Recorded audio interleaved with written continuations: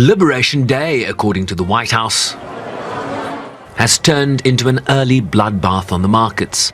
Stocks globally and on Wall Street tumbling precipitously after Trump imposed reciprocal tariffs on nations and a 25% tariff on all foreign-made automobiles. The United States will implement reciprocal tariffs on other nations. It's been a long time since we even thought of that. We used to think about it a lot. We didn't think about it for many decades, and you see what's happened. For nations that treat us badly, we will calculate the combined rate of all their tariffs, non-monetary barriers, and other forms of cheating. A pressing question has been, how did the US arrive at specific tariff rates for individual countries and blocs? China at an additional 34%, the EU at 20%, South Africa at 30%. This appears to be the formula. Take the US goods trading deficit with a country or bloc. In South Africa's case, that amounts to around $8.8 billion, and divide that by the value of imports from South Africa to the United States, which in 2024 amounted to $14.7 billion. So, 8.8 billion divided by $14.7 billion gives us the 60%, which the White House has labeled as tariffs charged to the United States. Then divide that 60% by 2, and you get what the White House describes as the discounted reciprocal tariff rate, which gives us 30% for South Africa.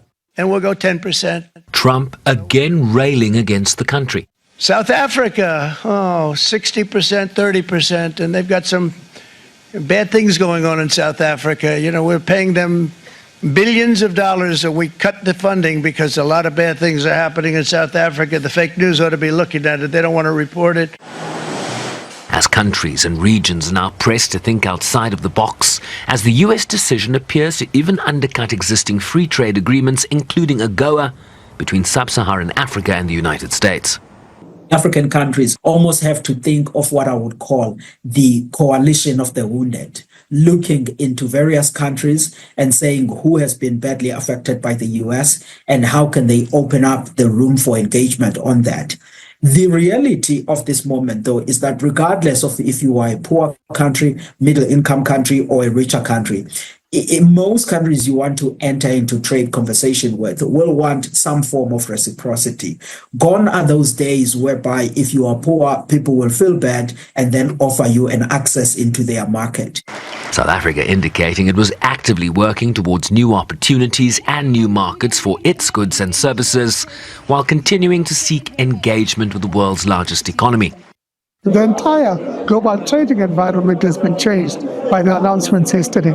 We are all going to have to assimilate what it implies for global trade, for the trade rules, for the World Trade Organization, and begin to develop responses that take the world forward, that take us forward. We have the opportunity as president of G20 this year to be able to contribute to the discourse. So I don't think that we can contribute to the discourse by taking an adversarial approach as a country. I think we have a duty as president of G20 to assume leadership under these circumstances.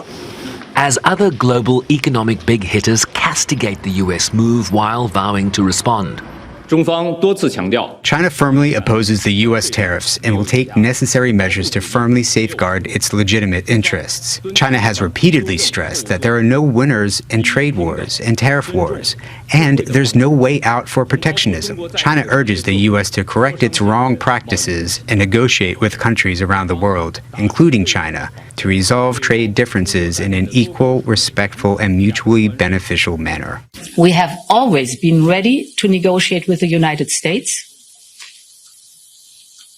to remove the remaining barriers to transatlantic trade. At the same time, we are prepared to respond. We are already finalizing the first package of countermeasures in response to tariffs on steel. And we're now preparing for further countermeasures to protect our interests and our businesses if negotiations fail. A fact sheet from the White House points to certain goods as exempt from the reciprocal tariffs, including steel and aluminium, auto and auto parts already subject to levies, copper, pharmaceuticals, semiconductors, lumber, bullion, energy, and other critical minerals that are not available in the United States. It is well known that tariffs are not the best tool of industrial policy. It will immediately lead to an increase in consumer prices in the U.S. It would lead to overall slowdown of American economy. Moreover, many of those tariffs, they are imposed on parts and components, on inputs which are used in production of American goods. So the effect on many industries, such as car manufacturing, could be the opposite. It would make goods produced in the U.S. more expensive and therefore less competitive on international markets and less affordable in the domestic American market. A note from U.S. financial services company JP Morgan warned that the risk of the U.S. falling into a recession is rising as economists digest the impact of Trump's global tariffs. Sherman Bryce-Pease, SABC News, New York.